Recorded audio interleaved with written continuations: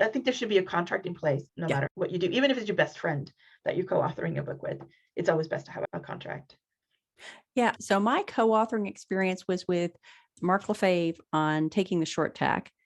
And I think it was this is way back in episode 14, collaborating on Taking the Short Tack with Mark Leslie Lefebvre. And I think we talked about it in that the idea that some people feel uncomfortable asking somebody they know personally to sign a contract. And I'm cribbing this from someone else. I wish I could remember who I borrowed this line from, that a contract doesn't show that you distrust a person. A contract is to demonstrate that you do trust them and want to do business with them.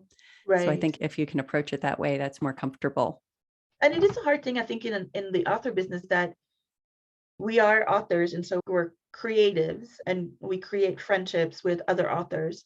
But whenever you're working with other authors and whenever you're doing the publishing side, you have to have a business relationship. And sometimes the lines between the business relationship and the friendship can be really blurred. And so if you're in traditional publishing, then your agents take care of the business part and you don't have to worry about it as much. So I started out writing for a traditional publisher.